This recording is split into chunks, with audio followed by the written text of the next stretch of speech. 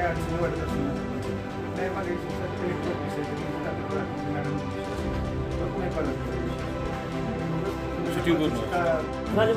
इकडे बघा सगळं. ठीक आहे. Okay okay.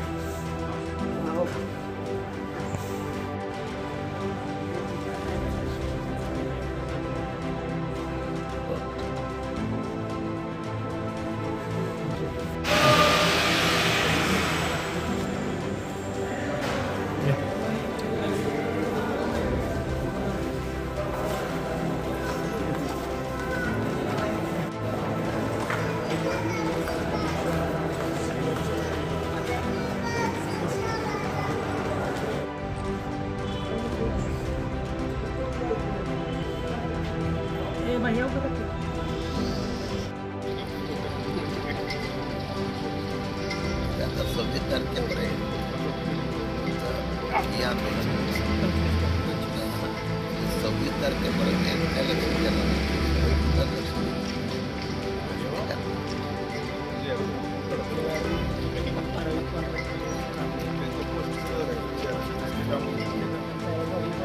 माझ्याकडे कॉपी आहे. त्याच्यामध्ये मी विधान परिषदेमध्ये हा विषय मांडला. तर त्यांनी विधान परिषदेमध्ये प्रश्न मांडल्यानंतर त्यांनी त्याचं उत्तर दिलं. असं काही झालंच नाही. हो हो त्यांनी मी हे दिलेले सगळे मुद्दे मांडले. माझ्याकडे त्याचं उत्तर कॉपी आहे.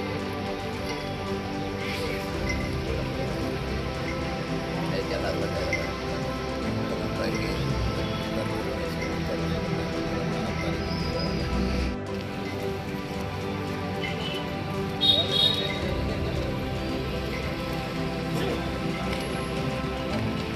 आज या आंदोलनाचा हा 4था दिवस आहे.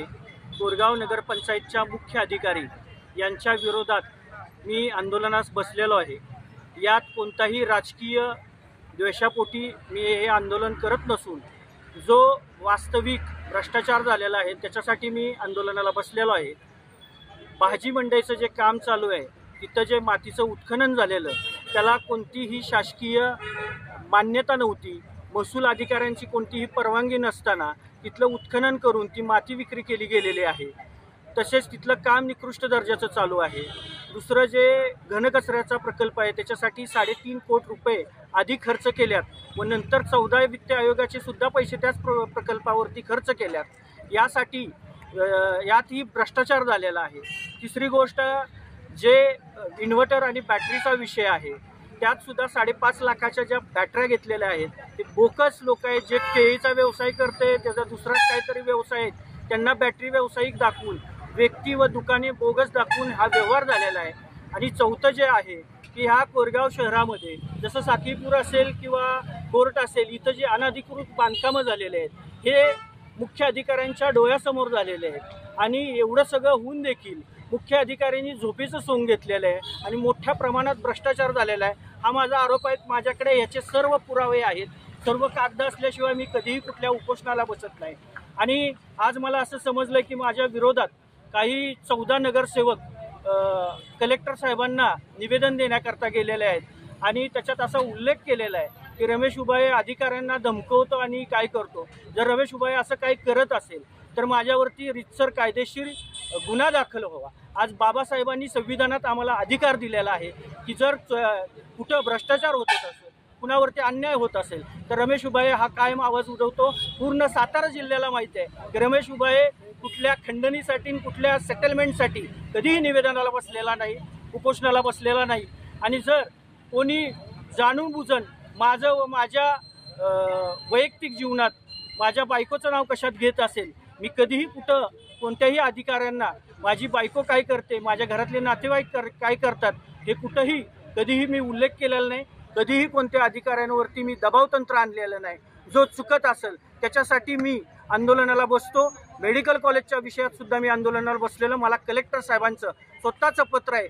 कलेक्टर डीन व SP साहेबांचं जे स्वतः जाऊन त्यांनी पाहणी केली आणि तिथं 7ची इमारती ह्या पाडून चोरी केली होती. आणि त्यावेळेस देखील आम्ही जे उपोषण केलं होतं आंदोलन केलं होतं. कलेक्टर साहेबांनी मान्य केलं की हा प्रकार घडलेला आहे, याच्यासाठी सुद्धा आम्ही कोर्टात जाणार आहे आणि या ठिकाणी दबावतंत्र आणून फक्त मागासवर्गीय समाजाचा एक मुलगा असा प्रश्न घेऊन इथं आंदोलनासाठी बसलेला आहे आणि तुम्हाला आता सूचना की नक्की करायचं कसं, याला थांबवायचं कसं आणि यासाठी तुम्ही हे सगळं षडयंत्र करून खोटे आरोप करून खोटं आज निवेदन दिलेलं आहे.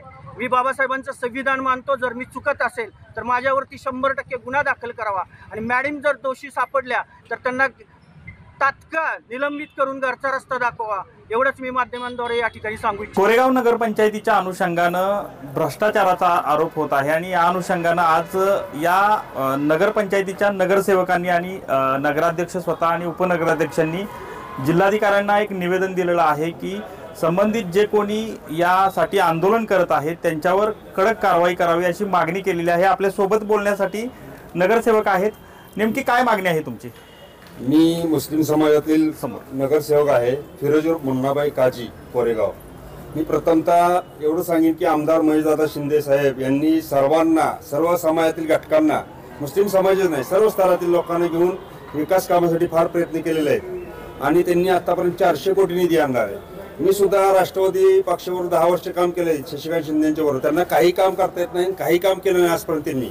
आणि रमेश उबाळे सुद्धा हा बाहेरचा आहे, कोरेगाव शहरातील एक नागरिक या नात्याने, नगरसेवक या नात्याने मी एवढं सांगू शकतो की आमदार महेशदादा शिंदे साहेबांनी 400 कोटीचा निधी आणलेला आहे आणि इतकी विकासाची गंगाच वाहते कोरेगाव शहरामध्ये. इतकं कामं चाललेले आहेत, प्रचंड कामं चाललेली आहेत कोरेगाव मध्ये, इतकं सुशोभीकरणाची कामं चाललेली आहेत. हा जो विषय भ्रष्टाचाराचा होता त्याविषयी सांगा. काय भ्रष्टाचाराचा विषय सांगायला म्हणलं तर रमेश उबाळे आणि यांना आता कामच राहिलं नाही. शशिकांत शिंदे साहेबांना तर कामच राहिलं नाही कुठलं.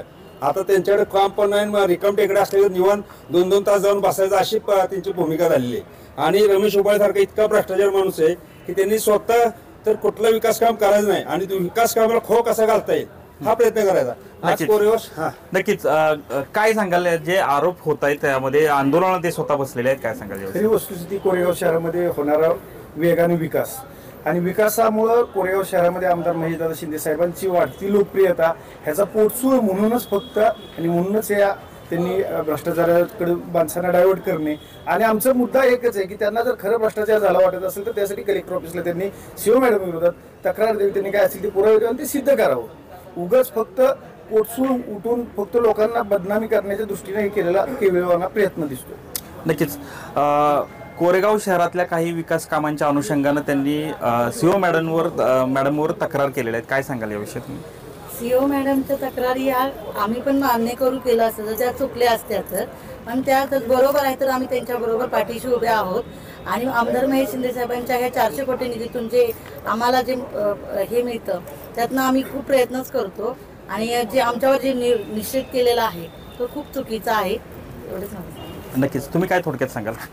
आमदार महेशदादा शिंदे साहेब यांच्या माध्यमातून प्रचंड प्रमाणात विकास कामं सध्या कोरेगाव शहरामध्ये चालू आहेत, परंतु कुठेतरी याला गालबोट लावण्याचं काम विरोधक सध्या करताना दिसत आहेत. तर त्यांना मला एवढंच सांगावं वाटतं की विकासाच्या मुद्द्यांवर अनेक चर्चा करण्यासारखे आपल्याला मुद्दे सापडतील, तर त्याच्यावर आपण सहकार्याच्या भावनेतून किंवा एकोप्याच्या भावनेतून आपण चर्चा केली पाहिजे. त्यांच्याकडून फक्त सहकार्याचीच भूमिका आम्ही या ठिकाणी अपेक्षित करत आहोत. तुषार जाधव सह संतोष नरोडे, TV9 मराठी, सातारा.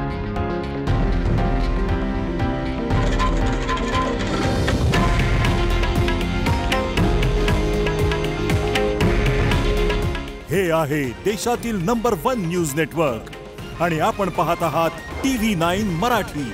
काळजी तुमची, हित महाराष्ट्राचं.